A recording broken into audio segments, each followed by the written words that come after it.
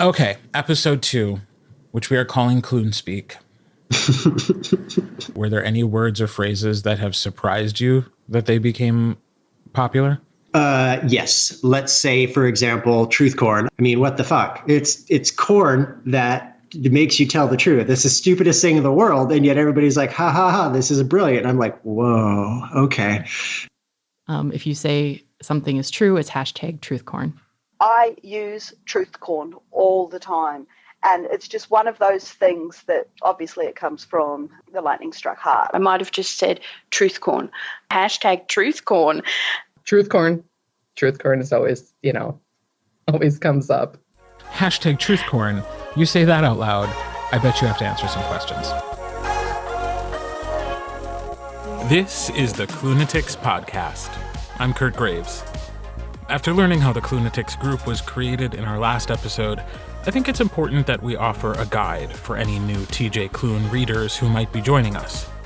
Let's be honest, if you're new, you won't have any idea what we're talking about if we don't give you some vocabulary lessons and a primer on the culture of the Klunatics. I wanted to dive right into exploring what that group has become, so I started by asking this question. What are the characteristics of a Klunatic?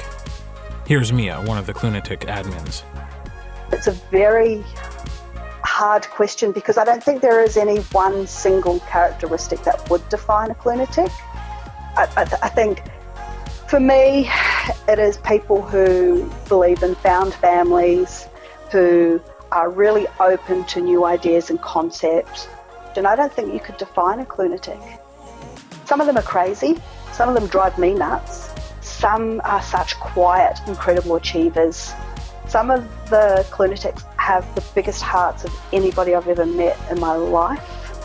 They're funny, they're irreverent, they embrace all sorts of ridiculous ideas and concepts and characters, and the capacity to love others and to listen.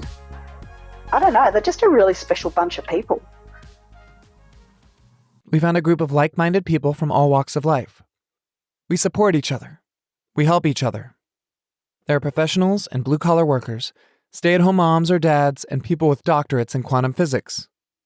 That's narrator Michael Leslie reading from TJ Klune's How to Be a Movie Star. It turns out that everyone I talked to found it very difficult to define a Klunatic. My name is Jane, and I am a proud Klunatic. Jane is a top contributor to the Klunatics Facebook page, and she has some expertise in this area that we'll dive into a little later.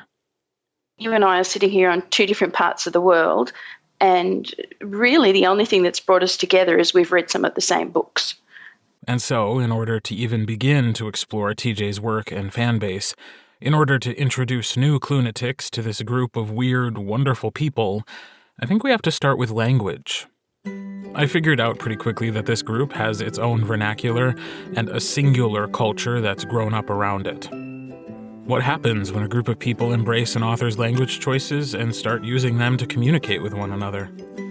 If I want to describe someone as particularly handsome or beautiful or attractive, I always use dashing and immaculate now. A lot of the Klunespeak that has filtered in would be phrases like sweat balls, or I always put an S on gods, like God's damn it. You don't love something forever, you love it forever. If you're going to hug for 7 minutes in an alley. Because that's how long a hug should last, if you mean it. And if you want it to be a little awkward and uncomfortable. You're going to hear the word dude a lot. Dude. Josie breathed. Whenever Mia says dude, I get the giggles inside, like so bad. When I changed my phone and there were certain words that, Klunatics and other words that we write a lot in the group, and my phone didn't predict them, I was so frustrated. It's like, why can my phone not remember these great words? Come on. Anytime I press the letter K, sending a text message, it automatically fills in Klunatic. I don't need the L, it's just the K, and that pops up. They are all hashtags. Pack. Klunatic 5 Klunatic rule. I hadn't really got into the habit of hashtagging anything until I read TJ's work, and now I hashtag because I find it hilarious. Hashtags were involved, of course. If I type in hashtag H, it's going to come up hashtag heartboner. And if my new phone doesn't do that fast enough, I'm annoyed. It has probably ruined autocorrect on everybody's phones forever. And at first, a lot of the language that I saw being used by the Klunatics I wasn't familiar with, because I haven't had a chance to get to those books yet. Instead, I know a lot of these words because Klunatics use them all the time. Tyson, my husband, actually will often text me code orange banana. This is Klunatic and podcast producer John Steiger. And I'm always like, what? And then I respond, and it's never a code orange banana. But he likes to text that one to me. I don't know what code orange banana means. What is that? Oh, well, I think you're gonna have to listen to Why We Fight to get that, Kurt. I don't wanna spoil that book for you. But it's sort of an okay. I will. It's sort of an emergency call. It's a non-emergency emergency. Sort of there's a crisis, but it doesn't really involve an emergency. I just need to call and tell you or talk to you about what's going on because it's clearly a code orange banana. Got it. Does that make sense? Yes, and you managed not to spoil any of the plot of the book. So many hidden meanings, Tigers whispered reverently. Today is going to be an okay day. This is top Klunatic contributor Tanya Hess from St. Paul, Minnesota. You know, Gustavo is my man. And it's the best advice. You know, it may not be a great day. It's just going to be an okay day. And that's all right. It's okay. You go through. I've always had such a hard time telling if that is a good phrase or a bad phrase. To me, it's a good phrase. Just saying, you know what? It's okay. It's going to be okay. I don't want to say you're forced to put on a positive face. You just kind of feel that way. And it's not going to be the best day ever, every day. But that's okay. And as long as you just start doing what you need to do, that's okay. I used to have a coworker who I didn't get along with for a lot of reasons. But she was one of those people who, like, at the bottom of her email had make it a great day. Like, she never said have a good day. It was always like, make it a great day. Like, you got to control all the circumstances in your life that made something a positive day or not. Yes. It was like, I was like, lady. Yeah, no. I was like, yes, pressure. I can control my reactions to things, but I can't stop you from being an idiot, and I can't stop other people from making my life hard, and I can't stop the snow from falling, and I can't stop the car from running out of gas, or like, there's things that I have no control over. So that I like that perspective on. Today is going to be an okay day. Not every day has to be like, today is going to be a great day. It's like, no, today can just be a day. Yeah. That's okay. Stop putting so much pressure on today. Exactly. Today has a lot to deal with. Yes, exactly. I told myself I was going to have an okay day. And I did. Be good to each other, and we'll all have okay days. As I talked to people for this episode, something that I heard over and over again was that this language taken from TJ's work has become a kind of emotional shorthand that helps Klunatics make connections with one another. If we just look at what the shared language in the group is, then I think the shared language is TJ's language, really. It's his turn of phrase, it's his idiom, it's those inside jokes that we all use as a bit of a shorthand to make connections with each other. And that's what I think is interesting about watching the group dynamics, is we build that shared language that we're lifting from TJ's narratives. I think I've seen the shortcut language change, and people know what it means when you say hashtag truthcorn. People know what pack means. That's kind of evolved, which has been fun, or you can, post a meme about seagulls and people know what that means. Group members are constantly saying things like, mother cracker, or sweat balls, that sort of thing. It's just become part of the way they communicate, the way they speak in everyday life, and quite awesome. It is the culture of people who love books and who love words, and it's a particular love of the type of writing and language that TJ uses. And the culture around those words has created these lexicons and this Klunespeak. So really the Klunatic culture comes down to being a culture of people who love the same writer, who love the art of words, and who have taken on some of these words in their everyday speak. And it's changed language for people. There are certain phrases that Klunatics have picked up and embraced wholeheartedly that we see over and over. And it's become kind of a shorthand for us, an emotional shorthand that we see across the Klunatics group and also in friend groups that have grown out of the Klunatics. And the thing is, though, is we don't even consciously think about what we're saying anymore. It's become so part of our own culture and our own language that we don't recognise it unless somebody goes, huh, what are you talking about? But when you spend so much time talking to other Klunatics, they're not picking up that stuff. So they're just like, oh yeah, I understand what this is. So we all know why you're here. You're here in this place of literature and knowledge to bear witness to the man, the myth, the legend, he who writes stories that fuel the imagination. When I interviewed TJ for this episode, he was working on writing the 5th book of the Varania series and gearing up to promote the release of The House in the Cerulean Sea for Tor. And one of the first things that I asked him about was whether he inserts specific words knowingly during his writing process. Is it his genius brain using language as a marketing tool to make every spoken interaction with a Klunatic also an opportunity to sell a book? No, I don't think any of that. Well, okay. I don't think about any of that at all, because if I did, I would get too distracted with myself trying to be way more clever than I actually am, and that's not something that I can do. If when I'm writing, I'm solely focused on writing. I'm not thinking about how that might play into somebody's vernacular.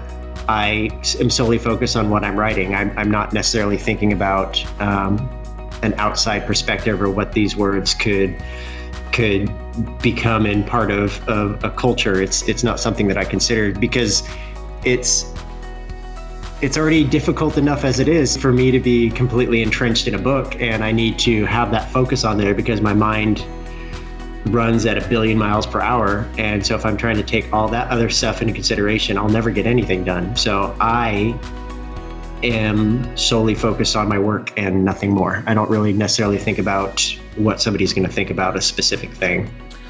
So there are some phrases that you use regularly in your work. So is that unintentional as well?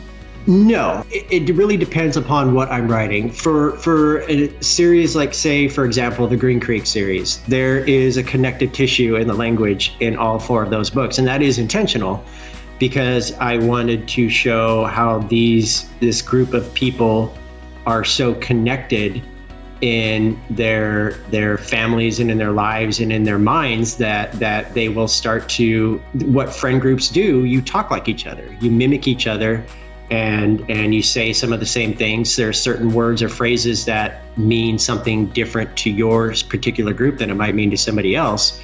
And I wanted that to just show, aside from the closeness of the family, just it obviously will take on a little bit of a mystical edge to it too, just given the nature of the books. But the important point for me is that it has a connective tissue, because although the Green Creek series, these books are narrated by different characters for each book, but they're all part of the same family.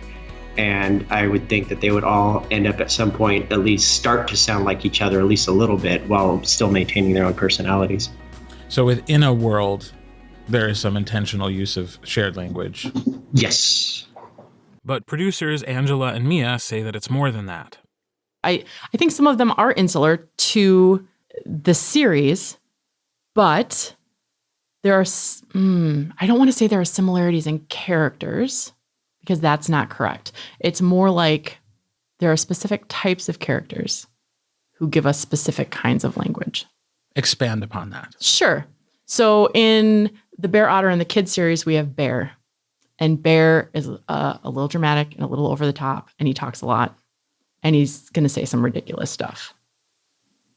And then we can move to the obvious choice. We can move to Sam in the Verania series. He's going to be dramatic. He's going to be over the top. He's going to say some ridiculous stuff. We're going to look at Paul, and same thing.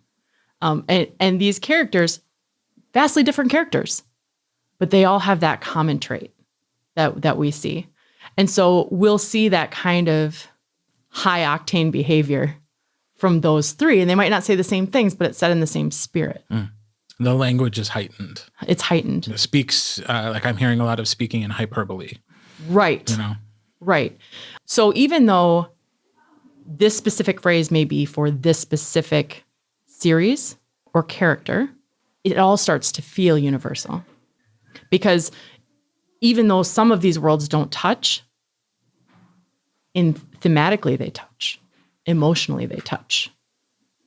And there are phrases as well that he uses all the time. You know, motes of dust, which first appeared in Wolfsong, actually appears in pretty much every book he's written since then. And it's obviously become something, you know, that visual, that idea of dust in the sunlight or dust in the moonlight. It's become that thing that he uses all the time. And I think that's the secret sometimes to his language. And what he does is he does have certain phrases or certain ways of putting things that have become part of Klunespeak that we don't even think about.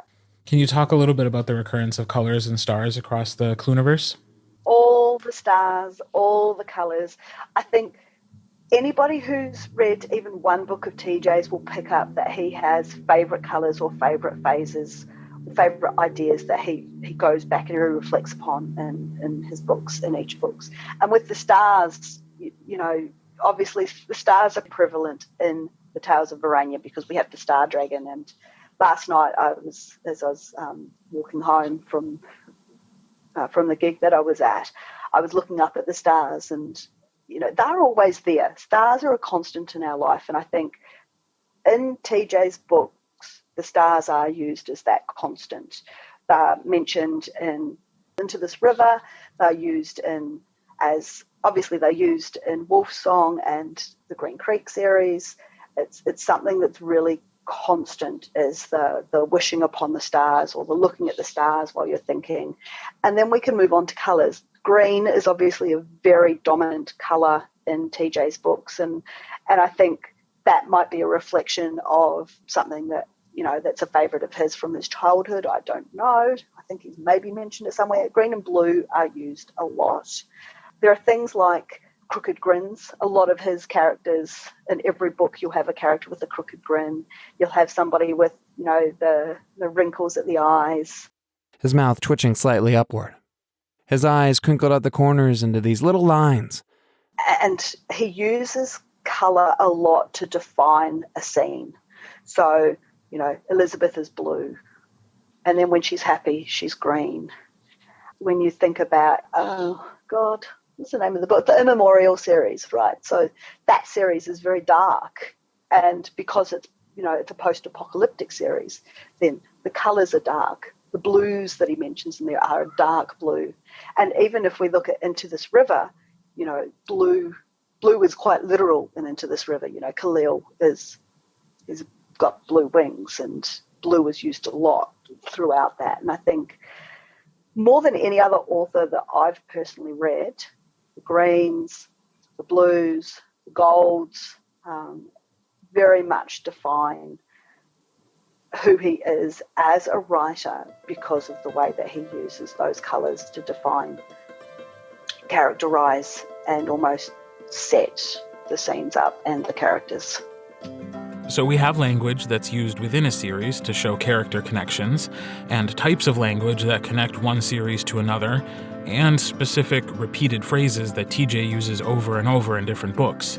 And the Klunatics pull from all of it, adopt it, and use these words and phrases and ideas to foster a sense of community with one another. Well, I think it's interesting because culture is something that's often intrinsic. It's an accident of birth, it's an accident of geography, and culture is often regionalised. But I think the Klunatic culture is building a community culture. So it's a bit organic and new. It's like a subculture, which I think's fascinating. As I alluded to earlier, Jane, or Skeever Jane as you may know her in the Klunatic group, is a bit of an expert on language. She is a bilingual high school teacher with a Master's of Education in Second Language Acquisition. At the moment, she's working on her PhD, investigating why students in her state of Queensland, Australia, are not continuing with languages. And it's a heavily online culture and also a heavily introverted culture in a lot of ways, which I think is really sort of interesting and intriguing as to how we sort of, I mean, you and I are sitting here on two different parts of the world, and really the only thing that's brought us together is we've read some of the same books. And we're building narrative around that, relationships around that, common dialogue. We have a bit of a shorthand. You know, if I say truth corn to you, we know exactly why that's funny and what that is. And so I think it's interesting, and then it's dynamic, it's new, and the fact that it's largely online based in a lot of ways. It's both low tech and high tech in terms of, at the low tech end, it's about the paperback book, but on the high tech end, it's about us creating a global network around that. So I think it's kind of fascinating, and it's a new kind of culture too. There's something about the culture of the group, about that shared language that we have, that really resonates with me. And I think a lot of it's down to TJ's, the breadth of his writing. You know, he's writing in a number of genres. I mean, to read The Lightning Struck Heart, I was like, oh, there's my high fantasy. He's, in terms of his writing, it's very dimensional. It covers many worlds. And so I think it includes a lot more readers than other authors would do. Some authors that are, write one thing and stick with that. So I think that the reason the group is so unique is because TJ's writing is quite unique. There's not many authors that embrace that many genre effectively. But there's something about the Klunatics that it does feel like there's a conversation for everyone. Whereas in other groups, it seems to be there might be 2 or 3 people that get together. It doesn't have this sort of global intensity that I see around TJ's work.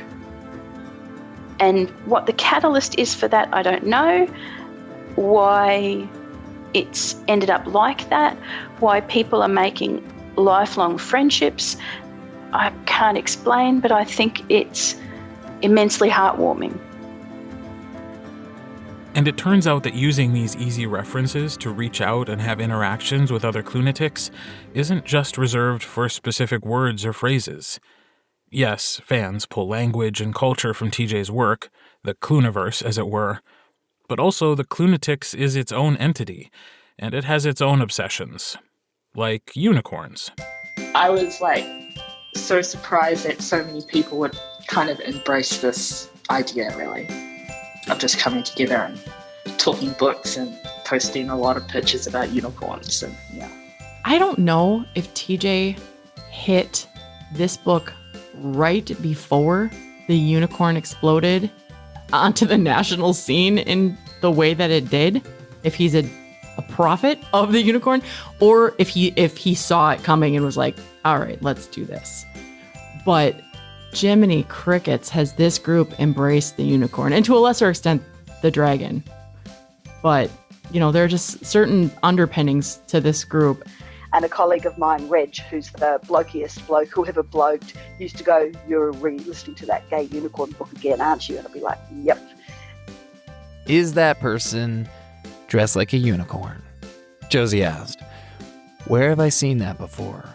Sure enough, a man was walking down the street in rainbow tights, a white tail hanging from the back, and a horn sticking out of his head. Quincy frowned. That looks like the character from one of my books. Weird. being forbidden to enjoy movies made by a certain explosion-loving director. And then there are things that we've kind of embraced as a culture where in group you'll see it more as, don't let TJ hear you say that. Gus hates Michael Bay, and then that translates over into our community. For all he knew, he'd be on shift at Applebee's, and a producer would see him and say that his face was exactly what he was looking for in his latest movie involving gigantic robots fighting each other and destroying cities with little regard to human life and or property damage.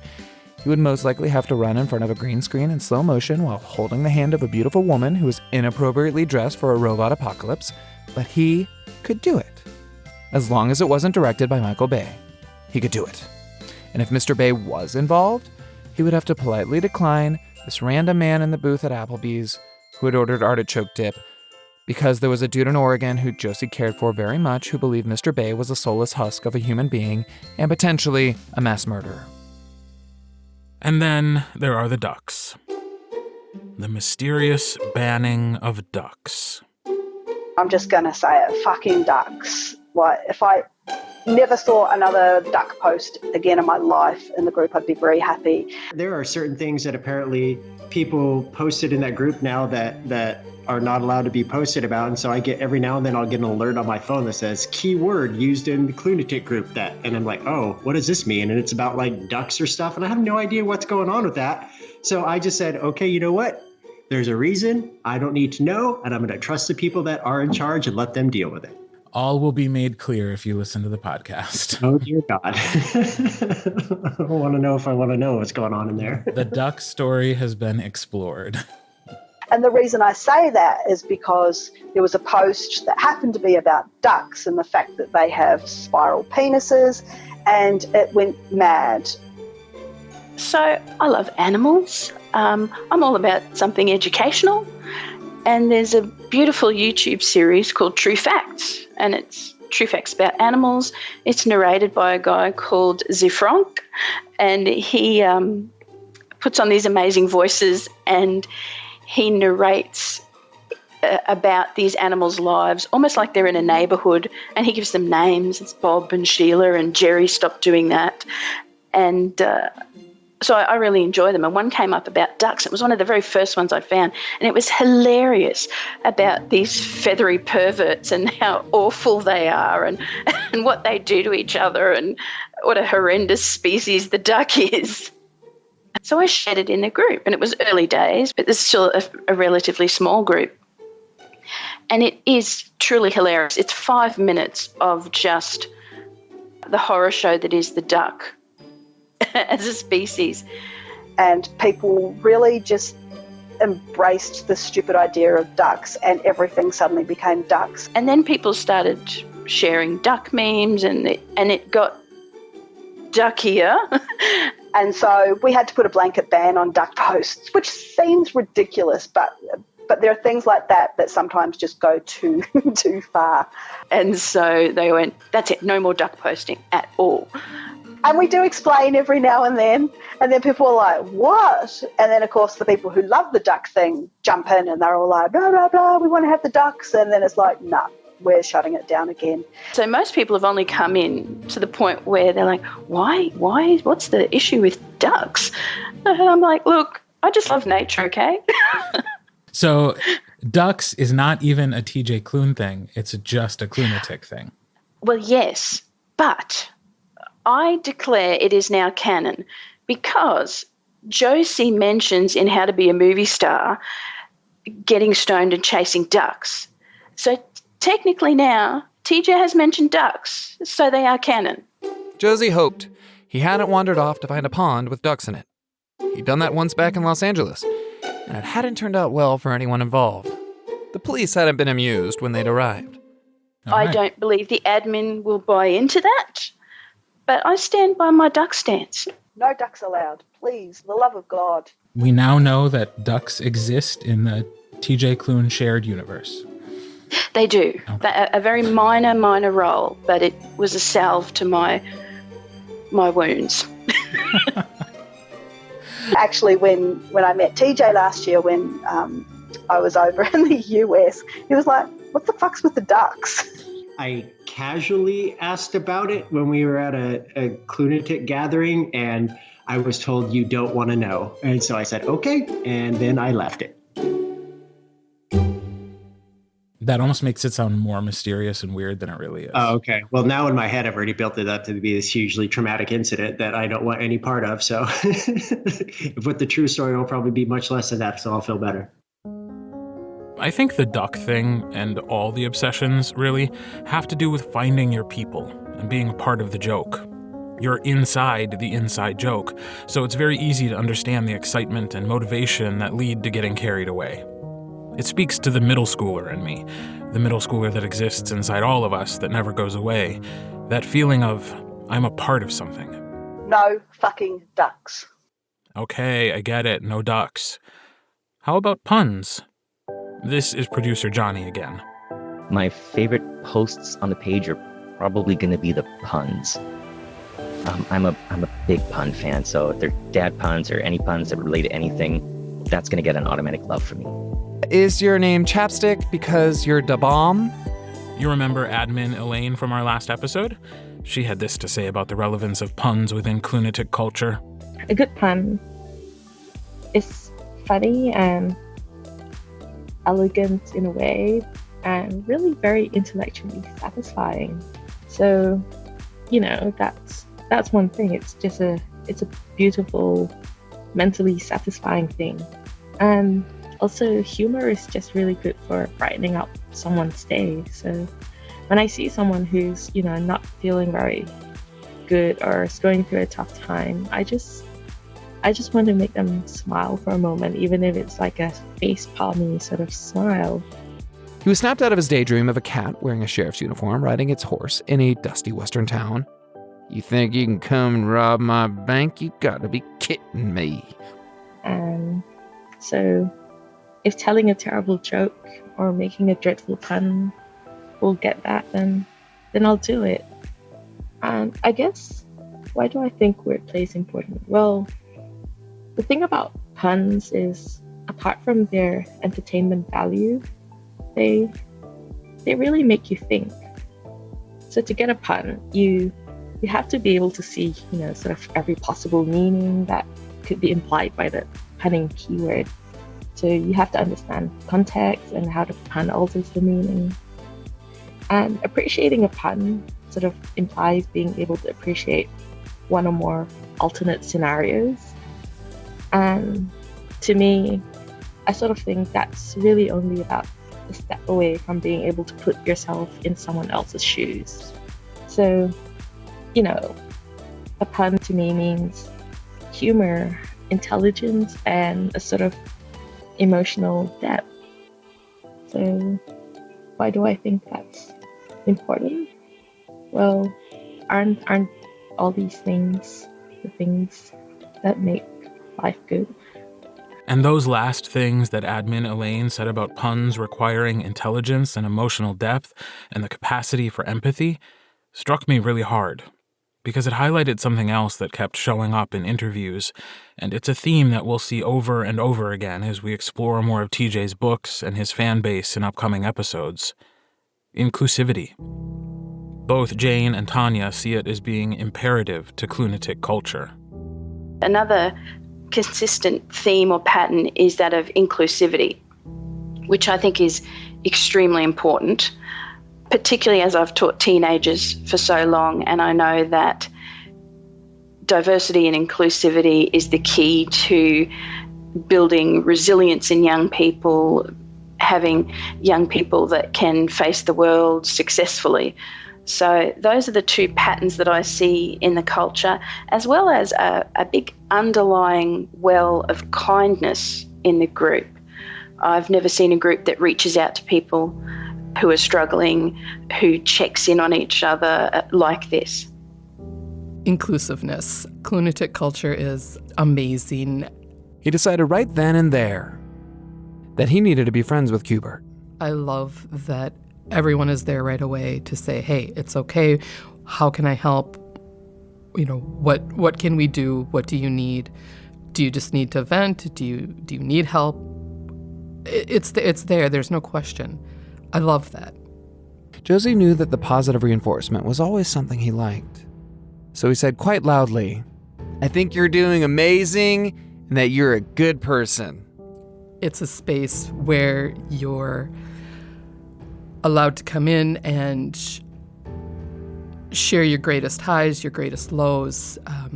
If you have a problem, you can come in, vent to the group, places where if you don't feel safe, talking on your own Facebook page or talking with your friends or family, you can come and say, "Hey, I'm going through a rough time," and everybody will listen. And it had hit Josie out of nowhere. The realization that he'd built a family on his own. Everybody will offer encouragement. It's a place where you can share your battles and share your victories, and everybody's excited for you. Klunatic culture is family. I don't know what else to say about it, except it's a safe place where people can be who they are without judgment and without fear. They were happy when he was happy, and when he wasn't, they would do everything they could to fix it, knowing he would do the same for them. And that's a great thing, because a lot of people don't have that in their real life. And I mean, not to say that this isn't real life, but, they may not have a safe space where they can say the things that they need to or they want to. And of course, we can gush over TJ and the books that bring us closer together. They loved him for all the things he was and not all the things he wasn't. Things that speak to us, things that bring us together. It's just a joyful place. We get these people in our lives, people who change the way we see things. They're so bright, just like the sun, and all you want to do is stay in their light because it makes everything warm. They make everything better. Which goes back to what the admin said in our last episode. This is Lisa. We have to be inclusive. It's supposed to be a safe space. He's built a great community where we can all talk about what it's like for us. It's weird, but he says it's okay to be weird. And that makes me feel better. I don't have to justify myself to anyone here. For a little while, I feel like I can breathe.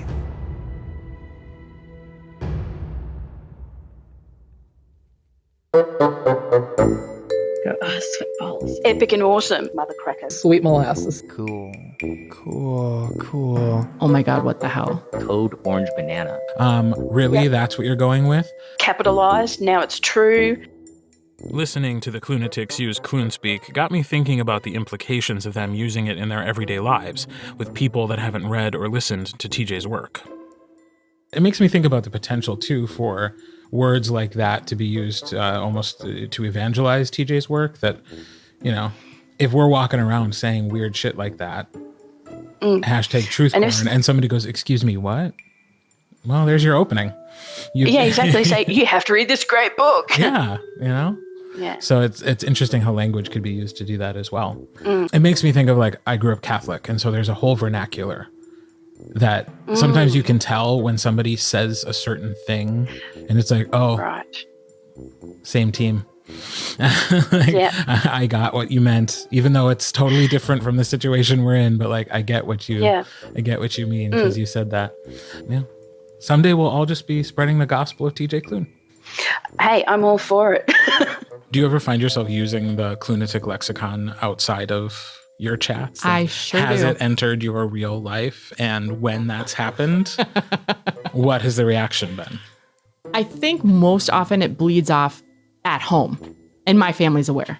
That said, I have been known to pimp TJ Klune's books in my operatory as a dental hygienist. And I will take literally any opportunity I can to open that conversation. Like, don't get me wrong. I'm going to teach you about your teeth. I'm going to do my job. You're going to know everything you need to know about oral hygiene before you walk out of my door. But when you've got their mouth open and you say, "Do you floss daily?" And they go, "Uh-huh." And like, you say, "You're a lying liar who lies." You're a lying liar who lies. Right. And they're like, "That's a humorous way of saying that." And you're like, "Let me tell you." So often in an hour, I will do my job. I will give them all the information they need to know for their health. I will get their life story, and they will leave with an appointment card for their 6-month appointment and a list of TJ Klune books that they should probably read. That's the truth. And so if it sneaks in outside of it, I will tell people. If they say, what are you saying? What are you talking about, Angela? I will tell them what I am talking about. I will tell them exactly what I am talking about. So the lexicon is also a way for you to evangelize the work. Yes. I will be very curious when I talk to TJ to ask him if that is a strategy. Right. Clunatic world domination. It would be very smart. It's good marketing to have a whole army of people out in the world speaking your our language, your weird little words. But they're engaging. They're funny as hell. One thing that had come up in conversation that I was wondering about is like the way that people now use these crazy things like #truthcorn and best friends forever. I mean, there are people out in the world using this language, and there are people like they're putting it on their clothing. Like that's marketing. Like that's it is marketing. I mean, somebody not even at some on their point, clothing; they're putting it on their bodies, and that blows my mind. But you didn't plan that. No, not at all. How could I? I would never think of anything like that. Because it's not something that I go into thinking, oh, I bet people are going to talk about this all the freaking time. That's not how I work. I can't have that focus, because if I do, you'll be able to tell in my work that I'm trying way too damn hard. Like, for example, right now I'm writing the Tales from Verania book 5. And to be honest, I'm like 45,000 words into it, and maybe 40,000 of those words are utter crap, because I'm rusty getting back into this world, and I know it, and I can feel I'm rusty. And there is a point where I reached last week that I thought, man, you are trying too hard. You are trying too hard to make this how it used to be with the other books. You need to dial it back. You need to stop. You need to focus and do what you're trying to do. And that's why I can't think about what this might do to language outside of what I'm focusing on. I can't have that, because if I do, it's going to show that I'm trying way too hard, and people are going to be able to tell, and that's not something that I want. I think the importance of Klunespeak goes back to something that TJ said at the start of this episode. I wanted to show how this group of people are so connected. Maybe part of the secret to the fast bonds made by Klunatics has to do with them already speaking the same language.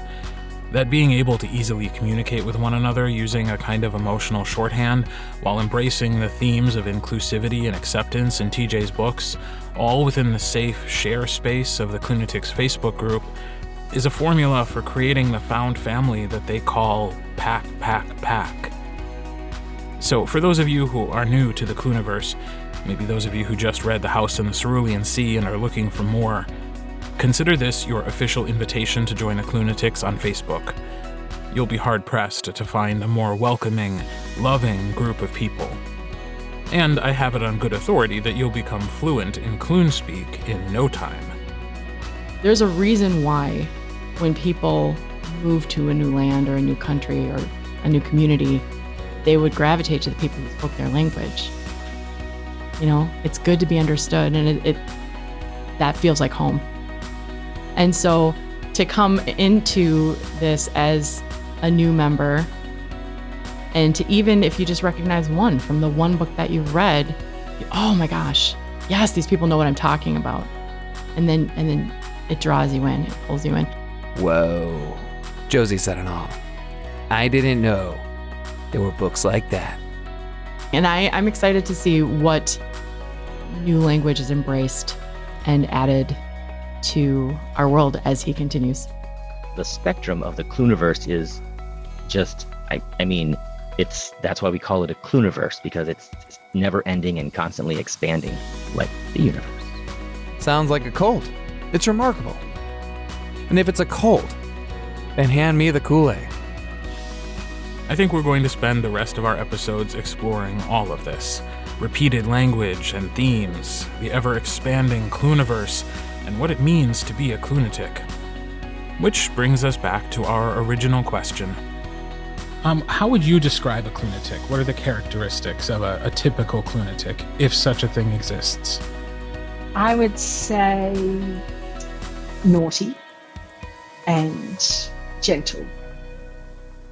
Yeah. Oh, Naughty and gentle. Yeah. That's really sweet, actually. And a little salty. I like it.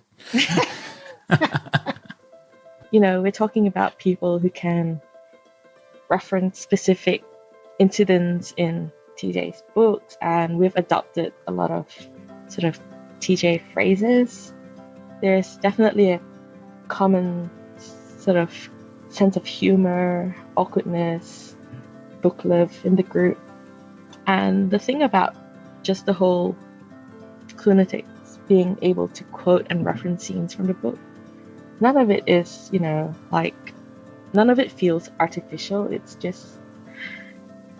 just how it is. And I think that might be one of the signs of TJ's genius, really, that the things that he comes up with, like Mother Cracker and Sweet Molasses, they're so unique, but at the same time they feel very natural. They just roll off the tongue.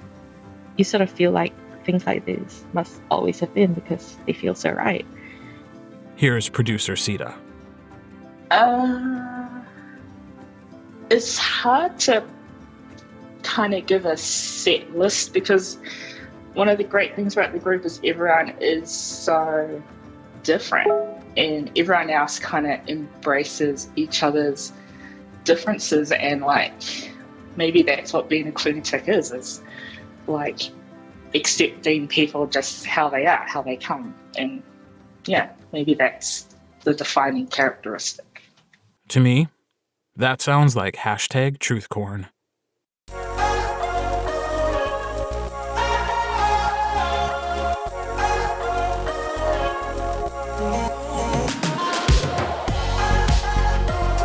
If you want to learn more about the language of the Klunatics, we've created a database just for you on our website. Visit klunaticspodcast.com/dictionary to look up terms you've heard on the podcast today, to request that a word or phrase be explained, or to submit your own Klunespeak definition. To become Klun fluent, or Kluent, hey, I just made up a new one, visit klunaticspodcast.com/dictionary. The Klunatics podcast is produced by Susannah Frigo, Louis Garcia, Angela Noll Mohn, Sita Rajasingham, Mia Sciberras, John Steiger, and me. This episode was written by Angela Noll Mohn. If you like what you heard, please take a moment to rate and review the podcast on Apple Podcasts or wherever you're listening to this episode. We'd also love it if you told a friend. If you really, really liked what you heard and you'd like to support the podcast with a financial contribution, hit the donate button at klunaticspodcast.com. Anything we collect that exceeds our operating costs for the podcast will be donated to the Trevor Project. Additional information about the podcast, including episode transcripts and links to all our social media, is also available at klunaticspodcast.com. You can find out more about me and my work at kurtreads.com. That's KIRTREADS.com. All music and sound effects heard in this episode are licensed by Storyblocks Audio.